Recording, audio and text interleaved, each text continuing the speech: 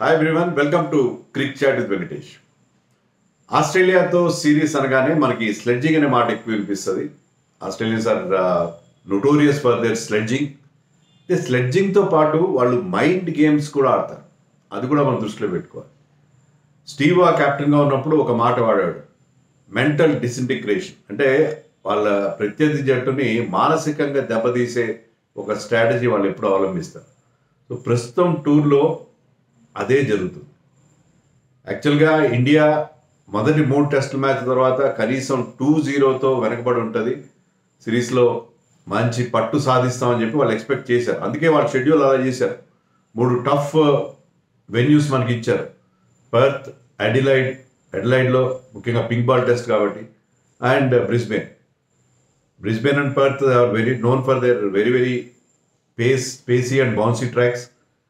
And అడిలైడ్లో pink బాల్తో మనకున్న ఇబ్బంది వాళ్ళకి ముందుగా తెలుసు. అలాగే అందుకని వాళ్ళు 2-0తో వెళ్దాము మెల్బోర్న్ కానీ ఎక్స్పెక్ట్ చేశారు బాక్సింగ్ డే టెస్ట్ నట్. కానీ వాళ్ళ కథ అడ్డం తిరిగింది.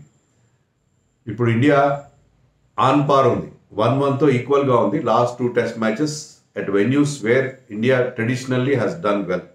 ఇండియా ఎప్పుడు కూడా మెల్బోర్న్, సిడ్నీలో బెటర్గా పర్ఫామ్ చేసింది. సో అందుకని వాళ్ళు రకరకాల టాక్టిక్స్ ఉపయోగించి మనల్ని దొంగ దెబ్బ తీయాలి, మైండ్ గేమ్స్ ఆడాలి, మన వాళ్ళ మొరాల్ని దెబ్బతీయాలని చెప్పి చాలా ప్రయత్నాలు చేస్తారు. అలాంటి ఇన్స్టాన్సెస్ మనకు 3-4 కనిపించాయి. దాని గురించి మనం వీడియోలో మాట్లాడదాం. అలాగే ఈ సిరీస్కి బ్రహ్మాండమైన ఇంట్రెస్ట్ జనరేట్ అవుతుంది. దాని గురించి కూడా బ్రీఫ్గా టచ్ చేద్దాం. మరి మెల్బోర్న్లో 2 రోజుల్లో జరగబోయే టెస్ట్ మ్యాచ్లో పిచ్ ఎలా ఉండబోతుంది అనేది కూడా ఈ వీడియోలో మాట్లాడదాం.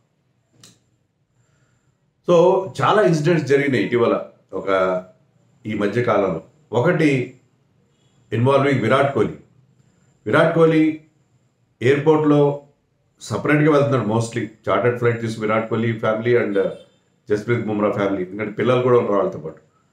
సో వాళ్ళు అలా వెళ్తున్నప్పుడు వాళ్ళు ల్యాండ్ అయినప్పుడు ఒక ఛానల్ 7 ఈజ్ అఫీషియల్ బ్రాడ్కాస్టర్, ఒక జర్నలిస్ట్, ఒక మహిళా journalist try to take pictures of his family.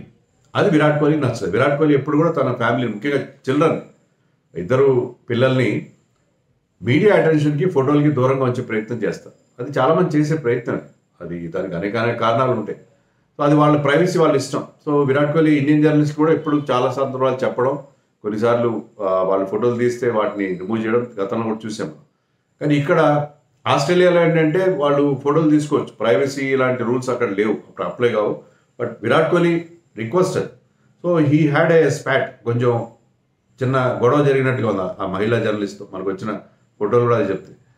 So Virat Kohli ఇటీవల కాలంలో శాంతమూర్తిగా మారిపోయాడు. గతంలోలాగా అతను ఎక్కువగా అందరి మీద ఆగ్రహాలు వ్యక్తం చేయడం అనేది మనం చూడలేదు. కానీ ఇక్కడ కొద్దిగా అతను కోపగించుకున్నట్టుగా మనకి అనిపిస్తుంది. కానీ దాన్ని అతను రిక్వెస్ట్ చేసింది ఏంటంటే, నా ఫొటోస్ పెట్టుకోండి, బట్ మా ఫ్యామిలీ ఫొటోస్ని మీరు డిలీట్ చేయండి అని రిక్వెస్ట్ చేశాడు. తర్వాత ఈ was scene shaking hands with her. So అది అక్కడతో ముగిసిపోయింది. అది పెద్ద ఇష్యూ ఏం కాలేదు.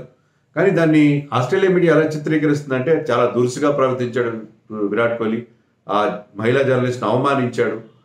సో విరాట్ కోహ్లీ మళ్ళీ back to his original thing అని చెప్పి అతన్ని ఒక నెగిటివ్ ఇమేజ్ క్రియేట్ చేసే ప్రయత్నం చేస్తారు. ఆల్రెడీ విరాట్ కోహ్లీ ఈ సిరీస్లో పెద్ద గొప్ప ఫామ్లో లేడు. సో అతని మీద మరింత ప్రెషర్ పెట్టి అతన్ని ఇబ్బంది కలిగించే ప్రయత్నం వాళ్ళు చేస్తున్నారు.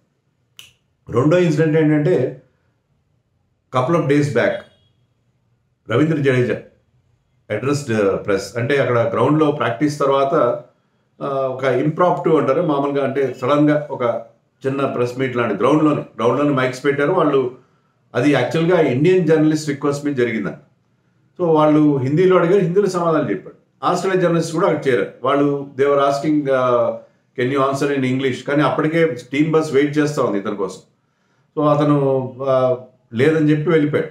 మీడియా మేనేజర్ కూడా said no, you cannot take any more questions అని వెళ్ళిపోయాడు.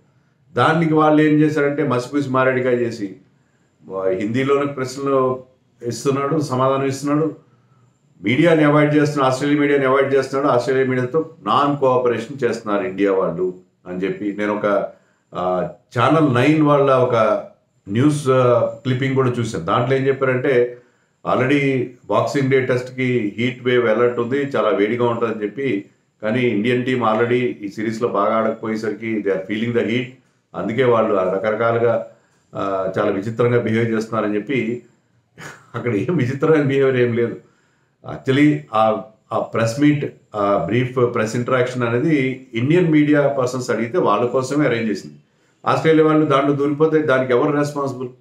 సో దానికి అతను అడ్రస్ చేయలేదంటే అది నాన్ కోఆపరేషన్గా చాలా దానికి విచిత్రమైన కలర్ ఇచ్చి వాళ్ళు చిత్రీకరిస్తున్నారు. సో అదొకటి. మూడోది ఏంటంటే, మనం మెల్బోర్న్లో కాస్త ఎర్లీగా వెళ్ళాం. టెస్ట్ మ్యాచ్ అయిపోయిన వెంటనే, టెస్ట్ మ్యాచ్ ఎర్లీగా అయిపోయింది కాబట్టి వెంటనే వెళ్ళి అక్కడ ఎర్లీగా కాదు, టెస్ట్ మ్యాచ్ అయిన వెంటనే మన వాళ్ళు వెళ్ళి అక్కడ ఆడుతున్నారు. నెట్ ప్రాక్టీస్ పిచెస్ సపరేట్గా ఉన్నాయి. ప్రాక్టీస్ పిచెస్ మీద ఆడుతున్నారు. ఆడుతుంటే మనకి ఇచ్చిన పిచ్ల మీద మీరు సోషల్ మీడియాలో చూస్తుంటారు. ఆస్ట్రేలియాకి ఇచ్చిన పిచ్లు ఏమో ఫ్రెష్గా చాలా బాగున్నాయి. మనకి ఇచ్చిన పిచ్లు ఎలా ఉన్నాయంటే, ప్రాక్టీస్ పిచ్లు చాలా ఓవర్నోట్ పిచ్లు, అంటే బాగా వాడి బాగా సొలసి ఉన్న పిచ్లు ఇచ్చారు. మనకి తకాయించిపోయిన పిచ్లు అంటారు హైదరాబాద్ భాషలో. అలాంటి పిచ్ల మీద ఆడిస్తున్నారు. దాంట్లో ఏంటంటే అక్కడ అన్ఈవెన్ బౌన్స్ ఉంది. మన ఆకాష్ దీప్ కూడా ప్రెస్ మీట్లో అదే చెప్పాడు, అన్ఈవెన్ బౌన్స్ ఉంది. దానివల్ల రాహుల్కి దెబ్బ తగిలింది, రోహిత్ శర్మకి మోకాలికి దెబ్బ తగిలింది. But he clarified that it is అలాంటి ఇబ్బంది లేదు, గాయం ఏం లేదని చెప్పి.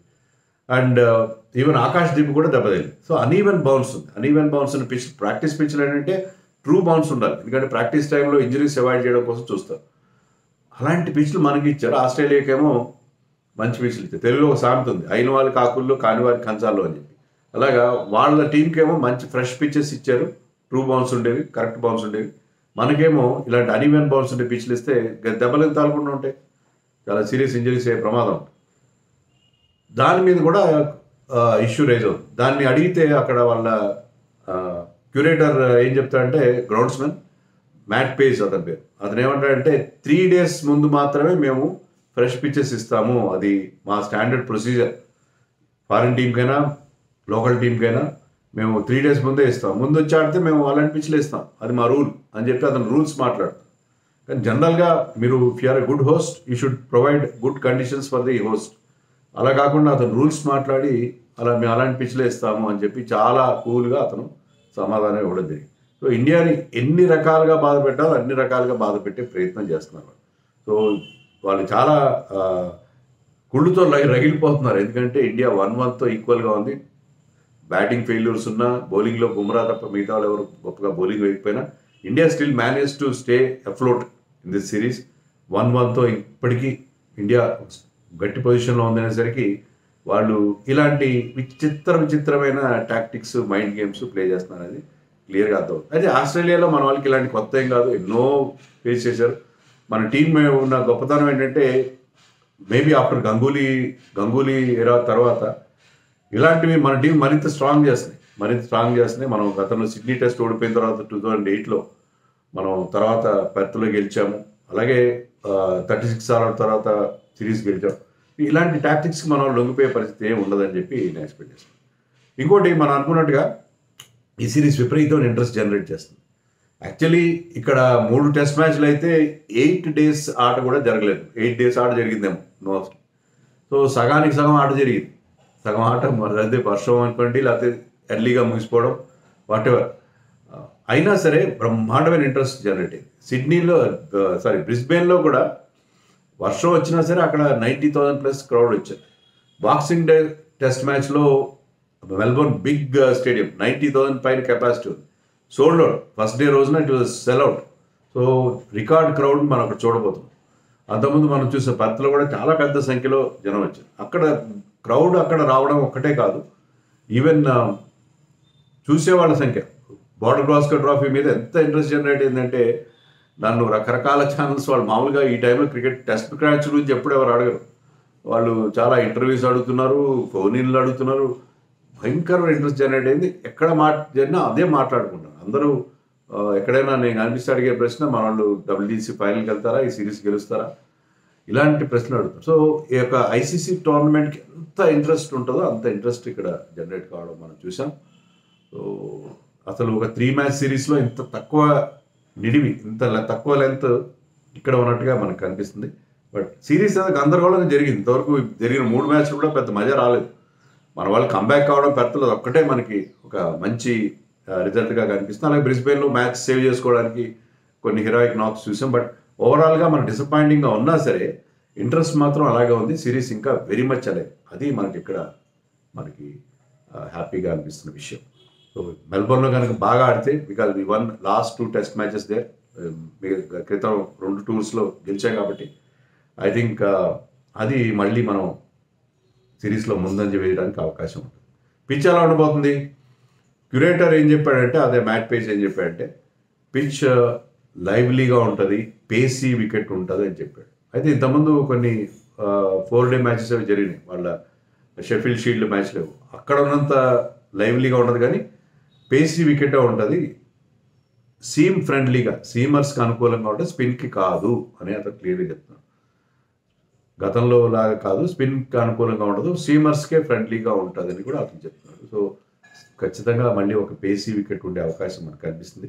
అది కూడా చెప్పాడు అతను. బ్రిస్బేన్ పర్త్ అంత పేసీగా ఉండకపోవచ్చు, కానీ ఖచ్చితంగా ఫాస్ట్ బౌలర్స్కి అనుకూలించే ట్రాక్గా మనకు చెప్తున్నాడు. సో అది అతను ఇచ్చిన బ్రీఫ్ ఇన్ఫర్మేషన్ మీతో షేర్ చేయడానికి ఎంజాయ్ చేస్తున్నాం. మరి ఈ అగ్లీ ఆసీ అంటారు, అగ్లీ ఆసీ అనేది వాళ్ళకి ఉన్న పేరు. అగ్లీ ఆసీ వాళ్ళ అసలు రంగు బయటపడుతున్నట్టుగా అనిపిస్తుంది. ఈ మైండ్ గేమ్స్ గురించి మీ కామెంట్స్ నాకు కామెంట్ సెక్షన్లో చెప్పండి.